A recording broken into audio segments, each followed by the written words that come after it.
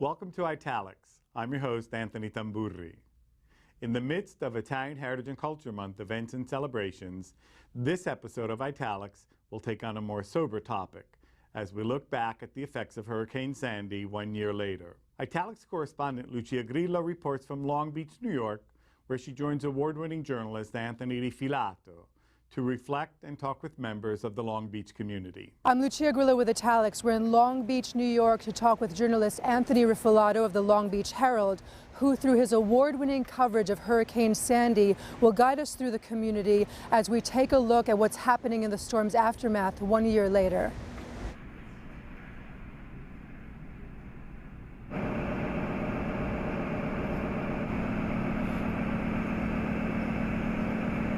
What was it like to win this award? It was nice to get the recognition, but honestly we were so focused on covering the aftermath of the storm that we haven't really had time to just kind of cheer for ourselves and say, yeah, we won. It really wasn't that kind of feeling. It was more like, well, okay, this could bring some sort of attention to the community, and that's great. Because the work really was all about that. It was really about the recovery efforts in the city and the community coming together and what residents were dealing with and struggling with. So that was nice in a way, but it was almost bittersweet because you really don't want to celebrate something like that. But I mean, again, if it helped bring attention to it in some way, that was nice. Which it did. I mean, you were even referenced in the Huffington Post. Yeah, you referenced, I think it was just one specific story that we did on the reimbursement process and just how ridiculously slow it was and how complicated it was. Had you ever covered anything of this scope before? No. No, I mean, nobody ever, I was writing stories about surfers before. I mean, the biggest story I did before this was the Quicksilver Pro, which was the biggest surfing competition in the Northeast ever. And that was huge, but nobody ever signed up for a natural disaster. I mean, nobody ever expected this. And this is something we were kind of thrown into, and I mean, we're, somewhat of a small outfit, and it was a real challenge to cover. How many people work here roughly, and how many were assigned to this? Everybody was pretty much assigned to it. We have about 15, maybe over 15 papers now, and I don't know of any community that wasn't impacted. At least like in the days right after the storm, but obviously Long Beach, Island Park, Oceanside, East Rockaway, communities like that, they're still going through it. It was a natural disaster. It's a federally declared disaster. It took you a lot to get this coverage. Right. I was kind of like a one-person operation, at least for that month, until my reporter Calandra came on board in December, I think. Tell us a little bit about what happened here in your offices during the storm, how it affected you guys, and what impetus you guys took. Yeah, one thing to keep in mind, a lot of people that work here were personally affected. So they were displaced, or their homes had some flood damage. I think the day after the storm hit on a Monday, the day after we all kind of regrouped here, and we had no power. So it was, at least early on, I mean, eventually they got generators and we actually got the paper out that week. But this was kind of like a focal point for everybody to kind of regroup and figure out what they were going to do, how they were going to cover this. So we all came here the next day, and some of us just didn't know where to start. There was no cell phone service, phones were down, there was no power anywhere. So communicating with, say, city officials and residents who we just normally talk to, that became very, very difficult.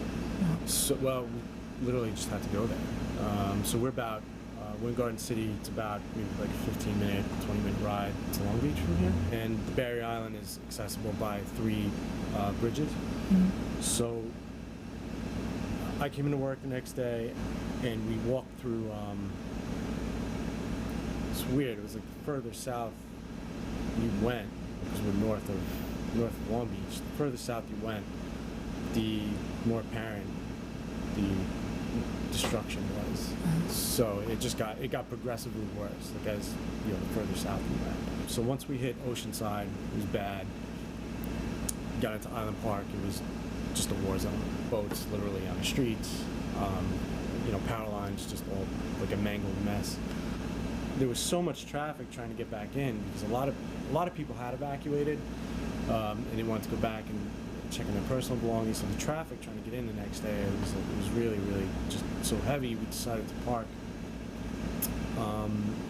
in Island Park and just walk over the bridge, the Long Beach Bridge. And then people were actually coming the other direction because they were just leaving. And it was like nothing I've ever seen before. I mean, it was just total devastation. I mean, the boardwalk was just decimated. And we saw like a large section of the boardwalk sitting on a corner. It's really surreal. It's important to point out, it's like during Irene the year before, there was a major hurricane the year before, but it wasn't as bad as everybody had thought it was going to be. So when we went down there, we really didn't know what to expect, and we didn't expect total beach erosion and the boardwalk to be decimated, and just some streets were still flooded, particularly on the Bay Area. I think 7 or 8 homes burned down. So it was a real testament to the fire department, because a lot of people we spoke to said that if it hadn't been for them, this could have been another breaching point, very easily been another breaching point. There was a time when police and firefighters, because I guess at the height of the storm, they just physically couldn't get out there, but some of them did anyway. Streets were just all sand. The ocean and the bay met, so it was just the devastation left behind.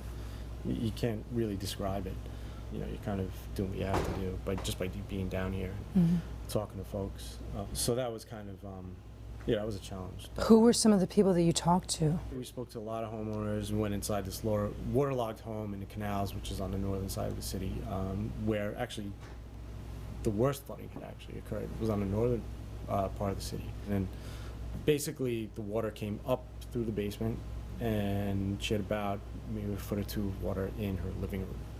We went to touch base with city officials. They set up a command center in the center of town, right in front of City Hall. Those guys just did like an amazing job in terms of like getting communication back up and things in the days and weeks following the storm. But really, in those first few days, that was really how we had to do it. We just had to do things on site. But even that was a challenge because we had no power, so you couldn't file anything electronically. One night I went up to my brother's in White Plains and just started filing stories online and just going right back down. What was your day-to-day like? What did a day look like during the storm? Here till like 4 or 5 in the morning, because we had no power here, so we had to set up everything in kind of like a centralized location, and we were all kind of working side by side. So there was a sense of camaraderie there, and that was nice, because usually everybody's kind of like at their own cubicle here, and we do like interact, but we all really kind of had to like work side by side that night. The publishers were here and they were working with us, so it was nice under the circumstances, but I think people are just digesting that now. Like, nobody was really thinking like that at the time. Everybody was just so focused on trying to figure out what was going on and just get the latest updates to people. But we actually got our papers out that week, which was a really big achievement for us. So this was the first issue after the storm hit. So the first day we were just kind of going down there and trying to get a sense of what had happened. And over the next several days, Homo and all the city and county and state officials came down. They pledged state and federal resources. Long Beach gained national attention because a lot of the media came down to Long Beach, and they were just kind of became the center of attention. A lot of TV news organizations were set up on the boardwalk, or just interviewing folks down here, especially that first week. And what happened after week 1? The bigger challenge was actually the cleanup. Everybody wanted to get their homes either gutted or cleared out so they could rebuild, and it's a real testament to the community because everybody really came together in such a remarkable way. Everybody was taking it in the next day, but literally right away, people just came together and started organizing groups to help residents who needed to gut their homes. And I mean, one of these houses, they were waterlogged, and people were going in and tearing down sheetrock and tearing up floors, and all this stuff had to get put somewhere. So not only did you have belongings that were damaged, couches, sofas, all things like that. Now people were actually putting construction debris out on the curb. So for weeks, you would just go on these streets and there'd be piles of debris and garbage. So this was a week, I think less than a week actually after the storm hit. This was that Saturday after the storm. And this is on Louisiana Street in Long Beach, which is in the West End. Again, another part of town that sustained some of the most damage during the storm. You could see like cars are like actually protruding out of the sand, and the dunes just blasted into the streets from the storm surge. And again, that was somewhat surreal too, because at this point they had set up checkpoints. You needed ID to actually get into the island or get onto the island, because they were trying to prevent looting and just curious people coming and just walking around and taking photos and things like that. And what's the demographics? Solid middle class town, city. And how much roughly is, let's say, Italian American? 20 to 30% Italian. You said that people came together. Did they come together according to, their ethnic group or? No, not at all. Not at all. It was the exact opposite. I mean, you couldn't really describe like the disparate groups who came together and helped each other out. I mean, they were like Mormon missionaries working alongside members of Hofstra University's equestrian team. I mean, it was that different, Wow. The surf community in town, which has really just kind of matured over the last, 3 or 4 years, they played a major role in the recovery effort. So many groups came together. The MLK Center, Knights of Columbus, which actually, they were devastated. There was a fire, subsequent to the storm. They had an electrical fire, and that burned down. That had actually served as, again, a hub for the community. People went there for supplies. You gotta remember, you couldn't get anything. You couldn't get toiletries. You couldn't get. There was no water in the city. Right, the sewage system was down. The sewage system was down for a while. Yeah, absolutely. And how long were people without power and water? Power a week. I mean, the city really stepped up to get LIPA to address the issue. Everybody really just worked to get things figured out. As difficult as it was. I mean, eventually the garbage issue and the debris issue was quite slow, but that progressed. Again, nobody knew that the community was going to like. It's a tough town, man. They're tough. They have a resolve. It's really inspiring. It got to a point. I remember in December, I was interviewing this guy, Doug O'Grady, and he really led this tremendous effort to organize volunteers. And they said, most of the homes are like gutted at this point. Everybody's really ready to rebuild. I mean, it's not Breezy Point. I mean, there's some homes still need it, but his crew had done at least like 100 homes at that point. And these were construction workers, or what were the groups comprised of? I think it was a little bit of both. I mean, and if you didn't know how to gut a home, you learned. People just got it done so quickly, and then the slow pace of reimbursement hit, and that's still a continuing source of frustration. Some people even actually rebuilt their homes, and then they were told, well, no, now you have to elevate and you have to do it a certain way. Who was telling them this? Just to meet certain FEMA requirements. This is post Sandy? Because Long Beach is in a flood zone, if any new home that was constructed had to be elevated. So it had to be above the base flood elevation. Okay. Some people weren't told that early on, so they just rebuilt. So now it gets into a very gray area where people are just waiting on money. There's complications with that. So there's still something of a long road ahead. I think 15 to 20% of the population remains displaced. Whoa. Yeah. And where are they? Are they outside of Long Beach? Some are, they're FEMA's providing rental assistance, so they're living either at rented apartments or homes. And they still have to pay their mortgages and their. Yeah, a lot of people do. Mm-hmm. Wow, and it's 1 year later. Wow, so you've covered this from day one till now. You're still reporting on. Yeah, we haven't stopped. I mean, I don't think we've there's been 1 week where we haven't done at least one story that was related. And what has been the arc of change? I mean, you said a major Right. thing now, but were there things, like, let's say, were there things that stood out to you then that are, whatever, either the same or different from what stands out to you now? Well, I think the community is more organized, but, you know, people are still very fearful of what, you know, if another storm happens, are we ready? Mm. And I You know- mean the community, as in the residents? Right, Okay. right. I mean, I think, look, what's happening is there's all these plans underway and projects that are being pursued to either make the city more resilient in terms of storm mitigation. You know, there's an Army Corps of Engineers project that the city is aggressively pursuing, and that's already received funding. It's just a matter of time. Have they already begun building? They haven't begun, no. Okay. I mean, there's, you know, right now it's, I think they're revising their plan. The Army Corps is revising their plan, but it is underway. Okay. So what are the actual changes that have begun or occurred since the storm hit? Well, the boardwalk's rebuilt. A lot of facilities that were closed after the storm or, you know, forced to be shut down, they've come back. The MLK Center has come back. The Knights of Columbus are working to rebuild.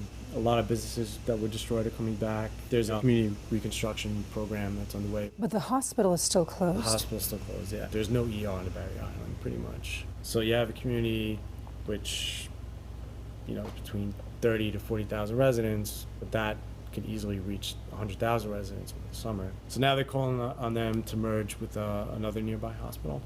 And it looks like recently there's been some progress on that. They're going to open an urgent care center there, but residents just won't, I mean, from what we hear, residents just won't be satisfied until an ER returns to the Barrier Island. That makes sense. Because Yeah. what's happening is ambulances have to travel to the next nearby hospital. So say if they go to South Nassau Community Hospital in Oceanside, the turnaround time is much longer. Which So is that's also been a cost, and concern. it puts people in greater jeopardy.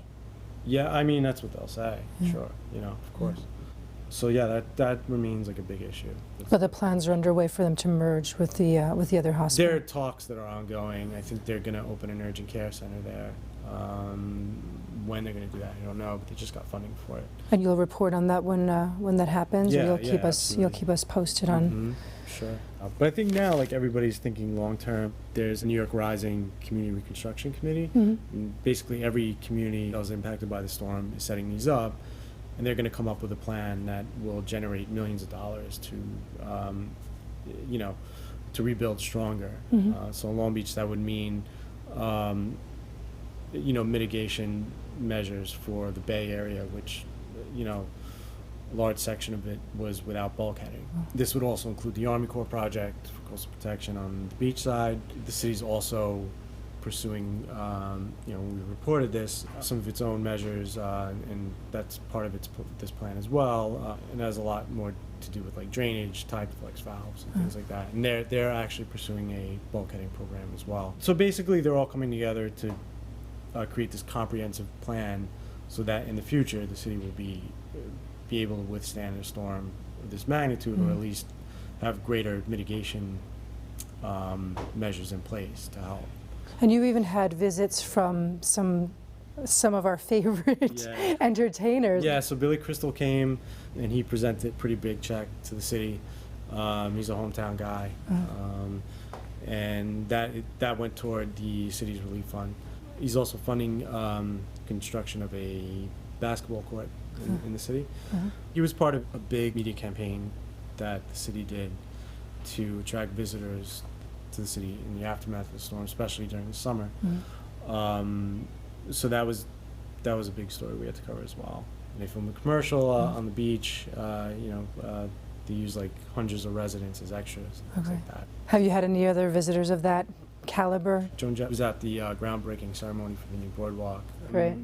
There's been things like that. So you've covered it till what? What was the last story that you? There's no I mean, the last- most. no, What was the most recent? We haven't stopped. Uh-huh. We haven't stopped. I mean, honestly, this is probably the first time where I'm actually like, kind of, like looking back and reflecting on it. You know, I mean, we've done interviews on like you know, at the sixth month mark, and now we're going to be doing a lot of stories on the 1 year anniversary of the storm. But have you been following the same people? I mean, to a degree. I mean, you're kind of forced to. I mean, obviously, you know, the officials who are heading the rebuilding effort. I mean, I talk to those guys every week. Right. But yeah, I mean, we try and keep in touch with, you know, residents, see what they're going through. I mean, unfortunately, you know, we hear it over and over again. They're still not home. People are still not home. You know, they're still waiting for money. They're, you know, just like Katrina. It's like, it's a little different. You know, to some extent, we're paying the price for Katrina in some way because the National Flood Insurance Program was changed. That slowed the reimbursement process for residents. That's been an issue we've been writing about. Yeah, it hasn't stopped. I don't think it's going to stop anytime soon. You know, so and you can't really let it get to you because if you feel like, you know, it could do like a, you know, kind of mess with you like emotionally too. You know, so you gotta. I mean, that's the other thing. You know, there's been an emotional impact on residents. People forget like that the community's still going through it, and they're probably gonna go through it for quite some time. Not to end on a sour note, but you know, I think, you know, there needs to be an ongoing awareness about what's going on. You know, because people still need help. Again, the city has like really been working with the community, especially when it comes to this community reconstruction program. I mean, again, that's going to be where that's going to determine how the city moves forward in the years ahead in terms of rebuilding better, you know, and stronger. That's become something of a motto down here: stronger, smarter, and safer. Tell us a little bit about how Sandy affected you personally and the business. No insurance, no money, no. It took us a lot of time because the insurance company don't want to pay us, and they always find a way to eliminate the payment. The insurance company. We lost about $25,000 worth in meat and everything. How much you collect? They give us $3,000 and then plus all the equipment, another $120,000 of equipment. Your home in Howard Beach was affected? What was the damage there? The damage was about $80,000, about 6-7 feet of water. How did the community react? We would try about each other. You know, it was nice, you know. The lady was next door to me, she said, "Oh, I got 3 daughters." I said, "Maria, don't worry about it. As long as you're alive, we're going to start again." She said, "You know, you inspired me," she said. My residence, the downstairs was affected. You know, it wasn't total disaster, but it was pretty bad. Most of the residents lost their cars in Island Park and Long Beach, about 99%. And if you had a basement, we lost it all. And all the municipal buildings, including the library, which was a new library, we lost the whole downstairs. So we had to gut the whole building and approximately $700,000 to refurbish the library. And almost a year later, today we had a ribbon cutting to open the library, and we had about 200 children come. We had 6 feet of water in our ground floor. It wasn't until the next day when some neighbors and myself, we went for a walk and looked at the devastation in the West End. I live in a part of the city called the West End, where it's very, very narrow. We flooded from both the bay and we flooded from the ocean. Paying a mortgage and trying to figure out how to also pay rent has been complicated. I've been able to navigate FEMA a little bit, so we are getting support and help from FEMA currently. Do you think that some people have a more difficult a time navigating it or figuring out how to actually receive what they need? I do. Although the city of Long Beach has done a tremendous job having FEMA down here, having New York Rising down here. They had endless forums at City Hall, but even with that assistance, filling out the forms, constantly needing receipts, a lot of people lost what they needed in the flood. But it has been every 3 months I go through the same amount of paperwork. I'm 100% sure there are folks that need it and are not getting it. So when the storm hit, The water met the bay in the middle of the city, so the water was coming. There was no beach. The water was like coming up through the planks. Oh, God. You know, let's put it this way, literally, like, the water was almost over the boardwalk. You know, it didn't necessarily come over the boardwalk, but it was coming through it. It was running, like, all the way underneath it. Yeah. The boardwalk's 17 feet above sea level, right in front of the hotel over there. That's National Boulevard, and there used to be a lifeguard shack. And during Irene, it was all over the news because it dislodged, the storm surge dislodged it, and it was kind of smashed up against the boardwalk, where it kind of like, you know, dislodged, landed against the boardwalk, but it stayed there. It wasn't destroyed. Just to give you a sense of like Sandy's power, like it just tore it completely apart. And after Irene, like the boardwalk was fine.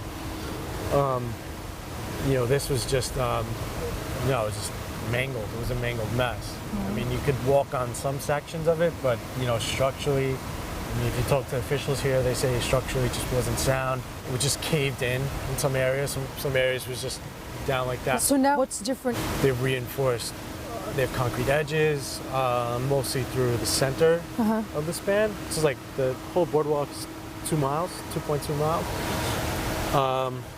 It's a tropical hardwood they're using, so it's more durable. I think it has like a 30-year lifespan, you know, so it doesn't need to be replaced nearly as often. Underneath, there's like a wave break wall to mitigate the storm surge. Were people out and about? People were out, and like, you know, some people were taking it in. Some people just looked very, very concerned, very worried. People didn't know like if there were any casualties. I mean, they had search and rescue crews going through the city, like the Long Beach Police and National Guard, and you know, other agencies going in these high rises to make sure like people were safe or they were even alive. So we thought nobody knew. You know, we didn't know if there was going to be a lot of casualties that we'd be having to report on. During the evacuation, it was a mandatory evacuation the day after the storm. And people were being transported from City Hall. And I remember, you know, there was a few people waiting in front of the bus. And I was going to, you know, I wanted to go speak to one of them and see what their story was, how they were making out. And, you know, before I approached this one guy, just had this forlorn look on his face. I never seen anything. He was just so distraught. It was just like such a look of uncertainty and confusion. His face just told me the story. There was one elderly couple in the canals that we did a story on who were waiting on their insurance money, and you know, they just wanted to rebuild their home. It had been gutted. They ripped up the floors, and they just wanted to come home. You know, they were displaced, and this was probably January, you know, after the storm. And you know, we interviewed her in her house, and like her microwave was on her ironing board. I mean, it was just so bare bones. They had nothing in the house. You know, her husband, you know, was an elderly guy. He was, you know, very frail, and he was sleeping on a recliner. She was sleeping on a cot. You know, they lost everything. You know, and we asked her, you know, why do you want to be here? And she said, we wanted to come home. We just wanted to come home. As far as I'm concerned, I mean, just like covering the way the community came together. I know it sounds very cheesy, you know, because before, you know, you kind of like, I kind of just considered it a job, and all right, you go in, you do your thing, you leave. But just like speaking to a bunch of folks in town, and you know, seeing the way that they came together, just like makes you want to be a better person. You know, especially see how like you know, all these different groups just came together to rebuild and help one another. It's really inspiring. At the end of the day, you just want to tell the story, and you know, I hope it does everybody justice.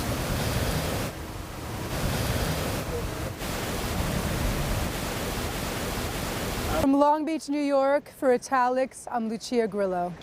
Thank you for joining us for this episode of Italics. For updates, read more reporting from Anthony Rifilato and his colleagues at liherald.com/Long Beach. Tune in to our next episode of Italics airing November 27th and watch previous editions, including our 4-hour-long Italian Heritage and Culture Month specials at cuny.tv/show/Italics.